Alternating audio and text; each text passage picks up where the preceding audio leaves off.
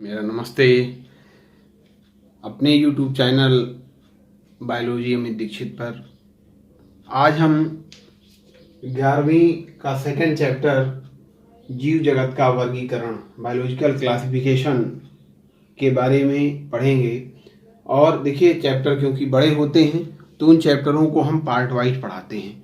तो ये पहला पार्ट है सेकंड चैप्टर का, ये फर्स्ट पार्ट है।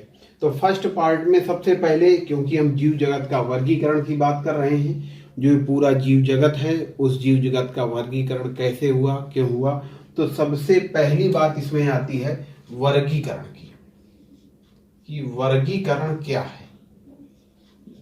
वर्गीकरण आप लोगों ने इसके पहले भी मैंने आपको बताया था कि वर्गीकरण किसे कहते हैं। आपको मालूम होना चाहिए कि वर्गीकरण क्या है। देखिए, सामान्य रूप से वर्गीकरण किसे कहते हैं, मैं आपको एक बार फिर से बता दे रहा हूं। जीवों की जो सभी जातियां हैं उनके समान और जो विषमान लक्षण हैं, उन लक्षणों को आधार मानकर अलग अलग वर्गों में, समूहों में रखना ही वर्गीकरण कहलाता है। समूहों और जो वर्ग होते हैं उनको हम टैक्सा के नाम से जानते हैं, ये भी मैंने आप लोगों को पहले बताया था। तो ये पहली बात हो गई। इसके बाद में जीवधारियों का वर्गीकरण, दूसरा टॉपिक, जीवधारियों का वर्गीकरण। अब जीवधारियों का जो वर्गीकरण है, तो प्रथम वर्गीकरण जो किया गया, प्रथम क्लासिफिकेशन जो किया गया, फर्स्ट क्लासिफिकेशन किया गया, वह किसके द्वारा किया गया? अरस्तु के द्वारा किया गया। अरस्तु के द्वारा किया गया। इन्होंने सबसे पहली बार जीवों को वर्गीकृत किया था। अरस्तु को मैंने एक बार और एक चीज बताई थी कि ये जीव विज्ञान और जंतु विज्ञान के जनक भी कहे जाते हैं। जीव विज्ञान के भी यही जनक हैं और जंतु विज्ञान के भी यही जनक हैं।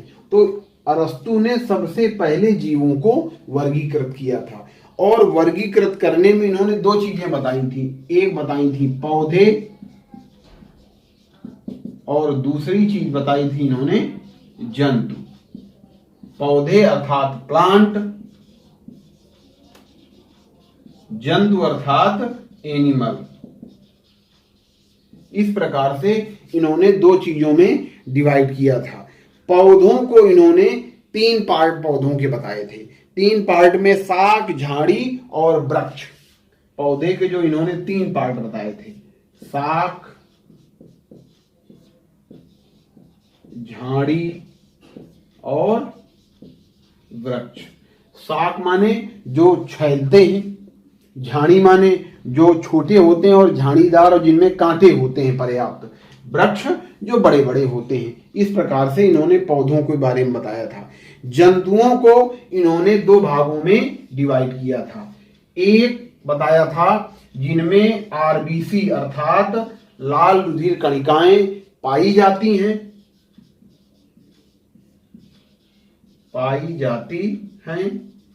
और एक को डिवाइड किया था जिसमें आरबीसी अर्थात लाल रुधिर कणिकाएं नहीं पाई जाती।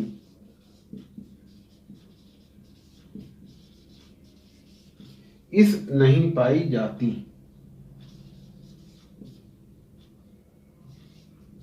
इस प्रकार से इन्होंने जंतुओं को दो पार्टों में डिवाइड किया था। यह प्रथम वर्गीकरण कहलाता है। पौधों को तीन भागों में, शाक, झाड़ी और वृक्ष में। जंतुओं को दो भागों में, आरबीसी अर्थात लाल रुधिर कणिकाएं जिनमें पाई जाती हैं, जिनका रक्त लाल होता है, उनको अलग किया, और दूसरा जिनमें रक्त लाल नहीं होता है उनको अलग किया। इस प्रकार से यह इन्होंने जंतुओं का, जीवों का वर्गीकरण किया था। यह कुछ दिनों तक चला। इसके बाद में जीव वैज्ञानिकों ने, जो वैज्ञानिक हुए, उन्होंने कह दिया ये ठीक चीज नहीं है, ये मजेदार आइटम नहीं है, आगे कुछ नया होना चाहिए। तो उन्होंने नया अपना खोजें चालू की, और खोजें चालू करने के बाद में द्विजगत वर्गीकरण, जब कैरोलस लिनियस ने करण की खोज की, जीवों के नामकरण की खोज की, तो उन्होंने जो है द्विजगत वर्गीकरण किया। द्विजगत वर्गीकरण प्रतिपादित किया। द्विजगत वर्गीकरण, इसको बोलते हैं टू किंगडम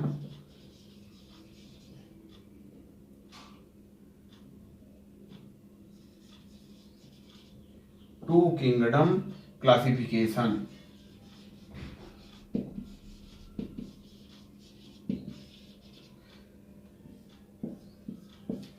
द्विजगत वर्गीकरण, द्विजगत वर्गीकरण को किसने बताया था? कैरोलस लीनियस ने बताया था। कैरोलस लीनियस ने बताया था। कैरोलस लीनियस ने जो पूरे जीव थे उन पूरे जीवों को दो भागों में विभाजित किया। पहला पादप और दूसरा जंतु। पादप जगत और जंतु जगत। पादप जगत के अंतर्गत उन्होंने पौधे रखे, सभी कवक रखे और सभी जीवाणु रखे। इनको पादप जगत के अंतर्गत इन्होंने रखा। सभी पौधे, सभी कवक और सभी जीवाणु। जंतु जगत के अंतर्गत इनके अलावा जो भी चीजें बची, इनके अलावा, इन चीजों के अलावा जो भी चीजें बची, वो चाहे सभी प्रकार के जंतु आ गए इसी जंतु जगत में। सभी प्रकार के जंतु इसमें रखे गए। इस प्रकार से कुछ दिन तक इनकी यह मान्यता चली। इसकी मान्यता चलने के बाद में फिर 1959 इतने दिन तक जब इन्होंने खोजा, 1700 कुछ में, 1700 कुछ से कुछ तक इनकी ये मान्यता चलती रही। इसके बाद में 1959 में ये जो है 5 जगत क्लासिफिकेशन की बात आई और यह बात किन्होंने की? आर.एच. व्हिटेकर ने की। 5 जगत क्लासिफिकेशन की। 5 जगत क्लासिफिकेशन जो आर.एच. व्हिटेकर ने किया, आर.एच. व्हिटेकर ने कुछ चीजों के आधार पर 5 जगत क्लासिफिकेशन किया। उसमें से प्रमुख रूप से 4 चीजें आती हैं, मैं आपको बताने का प्रयास करता हूं। अब नेक्स्ट बात क्या आती है? 5 जगत वर्गीकरण। अगली बात क्या है?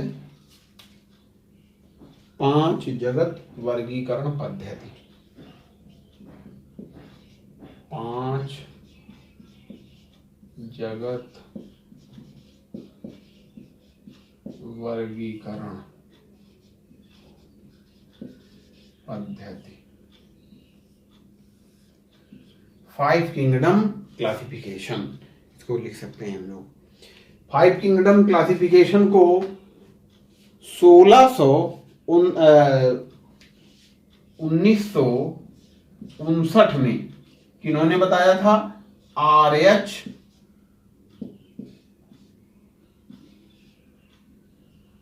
Whittaker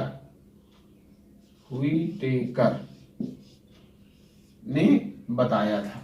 RH. व्हिटेकर ने 5 जगत क्लासिफिकेशन को जो उन्होंने बताया, उस जीव जगत की सबसे पहले उन्होंने कोशिका संरचना देखी। एक मिनट जरा इसको। 1959 में आर.एच. व्हिटेकर, ये जो जीव जगत पूरा था, उस जीव जगत की सबसे पहले उन्होंने क्या देखी? कोशिकीय संरचना। कोशिकीय संरचना जब देखी तो कोशिकीय संरचना के आधार पर उन्होंने जीव जगतों को, उनकी 2 प्रकार की थी। एक प्रोकैरियोटिक थी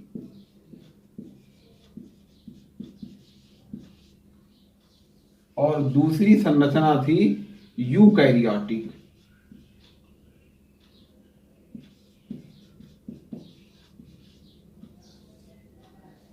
ठीक है ना। एक प्रोकैरियोटिक और दूसरी यूकैरियोटिक। जो प्रोकैरियोटिक कोशिका संरचना वाले जीव थे उनका पहला जगत उन्होंने बना दिया जिसका नाम दिया मुनेरा जगत। ठीक। अब इसके बाद में दूसरा कैरेक्टर उन्होंने देखा शारीरिक संगठन। शारीरिक संगठन। तो शारीरिक संगठन जब उन्होंने देखा तो शारीरिक संगठन उन्होंने दो प्रकार का देखा। एक तो एक कोशिकी था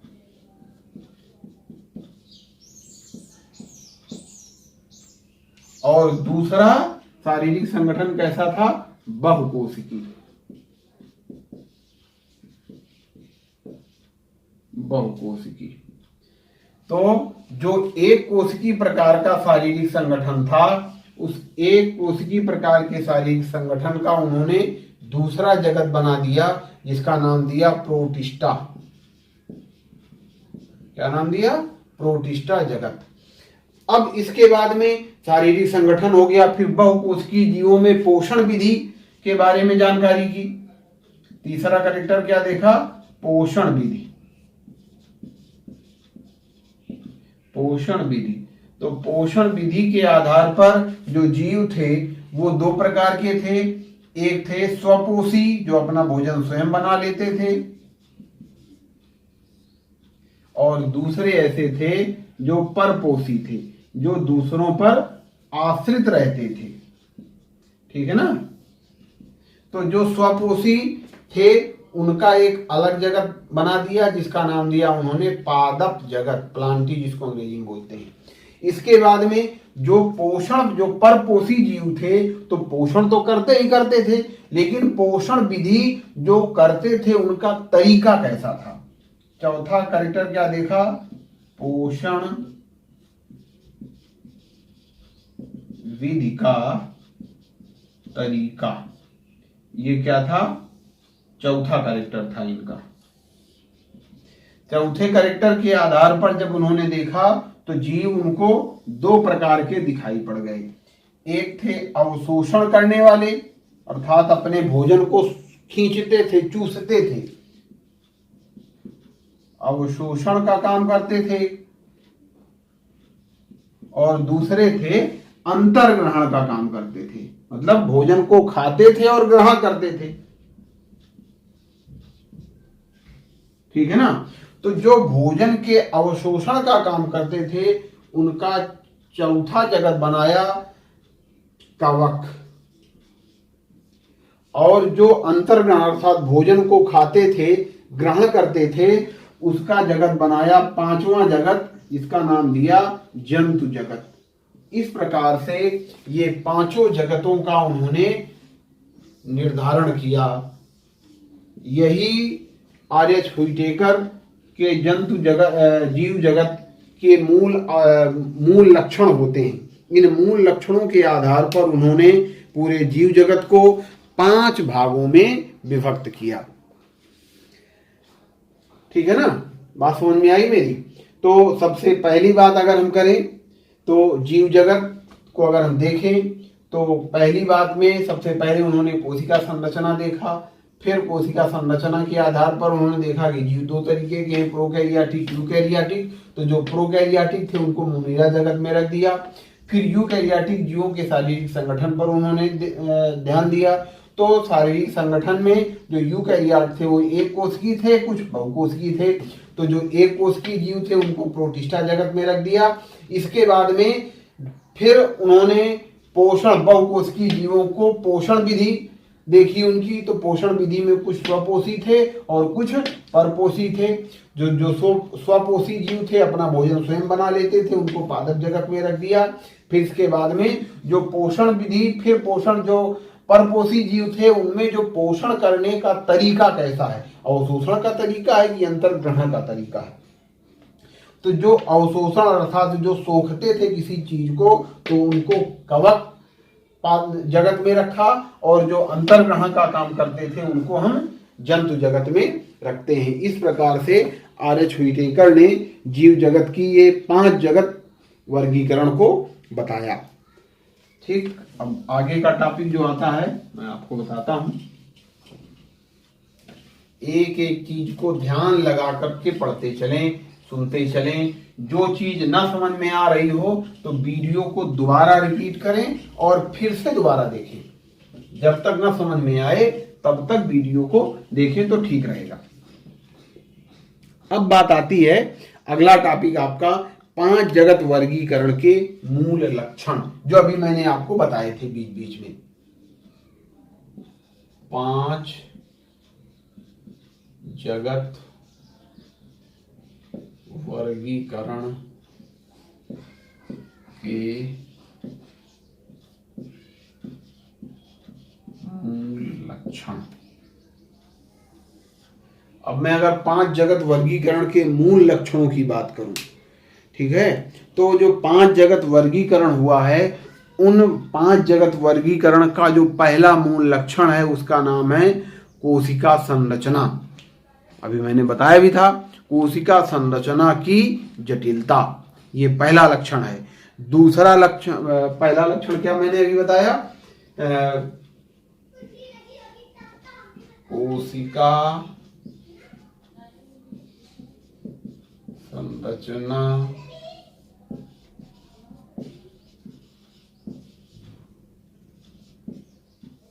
ये पहला लक्षण है। जीव जगत के जो मूल लक्षण है 5 जीव जगत के, उसका पहला कैरेक्टर क्या है, कोशिका संरचना की जटिलता।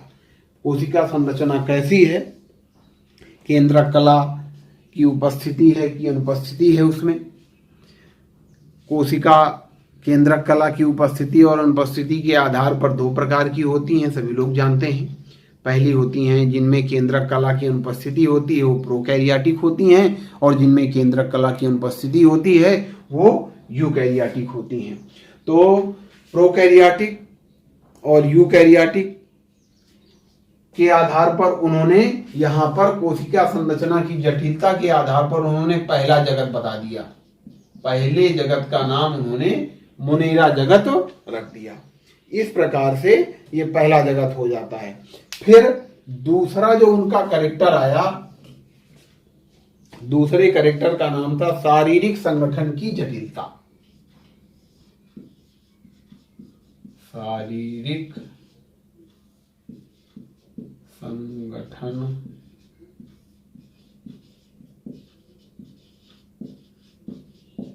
की जटिलता, ये दूसरा कैरेक्टर उन्होंने बताया। पहला कैरेक्टर क्या था, कोशिका संरचना की जटिलता, अर्थात कोशिकाएं 2 प्रकार की होती हैं, प्रोकैरियोटिक और यूकैरियोटिक। उसके आधार पर उन्होंने जो प्रोकैरियोट थे उनको मोनेरा जगत के अंतर्गत विभाजन कर दिया। इसके बाद में जो यूकैरियोटिक कोशिकाएं थीं, उन यूकैरियोटिक कोशिकाओं में शारीरिक संगठन की जटिलता का उन्होंने अध्ययन किया, और शारीरिक संगठन की जटिलता के आधार पर उन्होंने देखा क्या कि कुछ जीवों का जो शरीर था वो एक कोशिका से मिलकर के बना था, लेकिन कुछ जीव ऐसे थे जिनका शरीर बहुत सारी कोशिकाओं से मिलकर के बना था। अर्थात कुछ जीव एक कोशिकी थे और कुछ जीव बहुकोशिकी थे।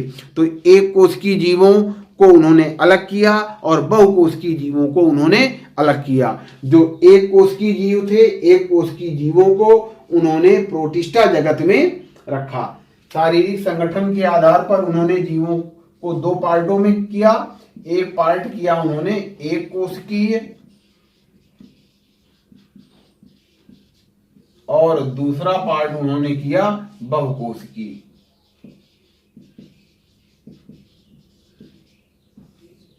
जो एक कोशिकीय पार्ट था उसको उन्होंने प्रोटिस्टा जगत बना दिया। प्रोटिस्टा जगत अर्थात सभी एक कोशिकीय यूकैरियोट्स कहां है, प्रोटिस्टा जगत के जंतु हो गए वो। इस प्रकार से उन्होंने ये दूसरे कैरेक्टर के आधार पर उन्होंने दूसरे जगत का विभाजन कर दिया। अब बात आती है जो तीसरा जगत है, तीसरा कैरेक्टर उन्होंने क्या लिया, पोषण विधि। तीसरा मूल कैरेक्टर क्या था उनका, पोषण विधि।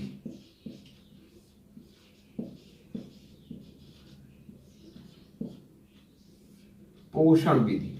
अब पोषण विधि की अगर हम बात करें तो पोषण विधि पौधों और जंतुओं की पोषण विधि अलग अलग प्रकार की होती है, जिसे वर्गीकरण का एक आधार बनाया गया। पोषण विधि क्या है? पौधों और जंतुओं की विधि अलग अलग प्रकार की होती है, जिसको देख करके वर्गीकरण का प्रमुख आधार बनाया गया। उसमें अगर सबसे पहले हम पौधों की बात करें, पौधों की बात करें तो पौधों में पोषण विधि दो प्रकार की होती है। जो पौधे थे, पौधों की पोषण विधि कैसी थी? दो प्रकार की थी। उसमें जो पहली प्रकार की पोषण विधि थी वह स्वपोषी पौधे, स्वपोषी पौधे, और दूसरे कैसे पौधे? परपोषी पौधे।